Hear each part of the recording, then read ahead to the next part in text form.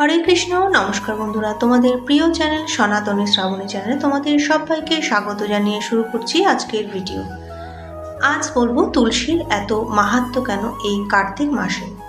অতঃপর ব্রহ্মা নারদের প্রশ্নের উত্তরে বললেন, কার্তিক মাসে বিষ্ণু ভক্তি পরায়ণ মানবগণ প্রাতঃ স্নান করে পদ্মফুল ও তুলসীর দ্বারায় দেবনারায়ণের পুজো করে মোক্ষ লাভ করতে পারেন, কিন্তু যারা ভক্তিহীন তারা সুবর্ণাদা দিয়ে পুজো করলেও ভগবান সেসব গ্রহণ করবেন না। সকল জাতের কেবল ভক্তি প্রদান। তুলসীতে হরির সম্যকভাবে পূজিত হয়ে প্রত্যক্ষ দর্শন দেন। পুরাকালে লক্ষ্মীর নিকটে নারায়ণ তুলসী মাহাত্ম্যর কথা কীর্তন করেছিলেন। কার্তিকে তুলসী ও হরির পুজো পরম পদ লাভ করা যায়। তুলসী বৃক্ষ রোপণ করে যত দূর মূল বিস্তার হয়, রোপণকারীর তত সহস্র যুগ ব্রহ্মলোক বাস করে। যে ব্যক্তি তুলসীপত্র যুক্ত জলে স্নান করে তার সকল পাপ মোচন করে তিনি বিষ্ণুলোকে গমন করেন। আবার বৃহৎ তুলসীবন নির্মাণেও তার ব্রহ্মলোকে গতি হয়। যার গৃহে তুলসী কানন বিদ্যমান অবশ্যই সেই গৃহ তীর্থের সমান। যমের দূতগণ যেখানে যেতে পারে না। সুগন্ধ তুলসী কাষ্ঠ ধারণে পাপ কর্ম করলেও পাপ স্পর্শ করে না। তুলসী ছায়ায় পিতৃগণ মহা তৃপ্তি লাভ করে। যার মুখ শিব কর্ণদয় তুলসী পত্র দ্বারা শোভিত হয়, সেখানে যমেরও ক্ষমতা নেই যাওয়ার। তুলসী মাহাত্ম্য শ্রবণে ব্রহ্মলোকে সেই ব্যক্তির গতি হয়। একদিন তীর্থযাত্রার উদ্দেশ্যে পথে যেতে যেতে ক্লান্ত হয়ে পড়লেন তারা। একটি তুলসীর বন দেখে সুমেধা প্রণাম ও প্রদক্ষিণ করলেন। তখন হরিমেধা তার কাছে তুলসীর মাহাত্ম্য কথা জানতে চাইলেন। সুমেধা একটি বটবৃক্ষের ছায়ায় বসলেন এবং পূর্বকালে দুর্বাসার কোপে ইন্দ্র হতশ্রী হলে দেবতাগণ দানবগণকে সঙ্গে নিয়ে ক্ষীরোদসাগর মন্থন করলেন। তাতে মন্থন দণ্ড ছিল মন্দর, পর্বত আর রজ্জুরূপে ছিল বাসুকিনা। সেই মন্থনের ফলে ঐরাবত, উচ্চশ্রবা, অশ্ব, চন্দ্র, কল্পবৃক্ষ, লক্ষ্মীদেবী ও অমৃত কলস প্রভৃতি উঠে আসে। শ্রীহরি তা দেখে আনন্দাশ্রু বর্ষণ করলেন। সেই অশ্রু অমৃত কলসের মধ্যে পড়লে তুলসী বৃক্ষের জন্ম হয়েছিল।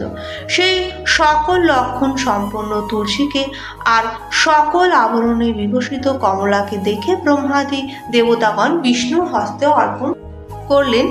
তারপর সেখান থেকে দেবতারা তুলসীকে বিষ্ণুপদ পুজো করতে লাগলেন। এই তুলসী শ্রীহরির অতি প্রিয়, তাই আমি বারে বারে তাকে প্রণাম ও প্রদক্ষিণ করি। শ্রীহরি নিখিল জগতের ত্রাণকর্তা, তুলসী তাহার প্রিয়া সর্বশক্তিভূতা।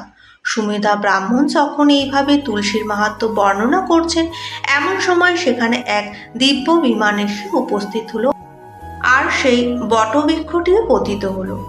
তখন সেই বৃক্ষ থেকে দুটি সুন্দর রূপধারী পুরুষ এসে ব্রাহ্মণদ্বয়কে প্রণাম করল। সুমেধা তখন তাদের পরিচয় জিজ্ঞাসা করল। সেই দুই পুরুষ বলল, আপনারা আমাদের পিতামাতা, গুরু ও বান্ধব। তারপর তাদের মধ্যে একজন বলল, আমার নাম আস্তিক, স্বর্গে বাস করি। একদিন অপ্সরাগণে পরিবৃত্ত হয়ে নন্দকাননে আনন্দে খেলায় মগ্ন হলাম। রমণীগণ আমাকে সুন্দর মালা পরিয়ে বারে বারে আলিঙ্গন করল। সেই সময় সেখানে লোমশ মুনি ধ্যানরত ছিলেন। আমাকে ওই অবস্থায় দেখে তিনি শাপ দিলেন। তখন আমি বিনীত হয়ে তার কাছে ক্ষমা ভিক্ষা চাইলাম। তিনি বললেন, দ্বিজ মুখে তুলসী মাহাত্ম্য ও শ্রীহরির নাম শুনলে সমস্ত পাপ মুক্ত হয়ে তুমি পরম গতি লাভ করবে। সেই শাপে আমি রাক্ষসজনী লাভ করি, এই বটবৃক্ষেই বাস করি। এখন আমি আপনাদের অনুগ্রহে মুক্তি লাভ করলাম। তারপর দ্বিতীয় পুরুষ বলল, আমি এক মুনি ছিলাম, গুরু শুশ্রূষার রত থাকতাম। একদিন গুরুর আদেশ অমান্য করে তার শাপে ব্রহ্মরাক্ষস হলাম। তুলসী মাহাত্ম্য শুনে এখন শাপ মুক্ত হলাম। আমাদের তীর্থযাত্রার ফল এখানেই সফল হলো। আপনাদিগের পুণ্য সদাই বর্ধিত হোক। তারপর যেই দুই পুরুষ দ্বিজোদয়ে বারে বারে প্রণাম করে সেই দিব্য বিমানে চড়ে নিজ নিজ ধামে চলে গেল। আর সেই দুই ব্রাহ্মণ তুলসী মাহাত্ম্যর কথা বলতে বলতে তীর্থযাত্রায় গমন করলেন। তুলসীর এমনই মাহাত্ম্য, এই মাহাত্ম্য কথা সম্পূর্ণ বলতে কেউই সমর্থ নয়। ভক্তিতে তুলসী সেবায় বিষ্ণু প্রাপ্তির যোগ হয়। ভিডিওটি এখানেই শেষ করলাম। কেমন লাগলো অবশ্যই কমেন্টের মাধ্যমে জানাবেন। লাইক, শেয়ার, সাবস্ক্রাইব করে পাশে থাকবেন এবং যার যার ইষ্টদেবের নাম এই কমেন্টে লিখে যাবেন। জয় মা তুলসী।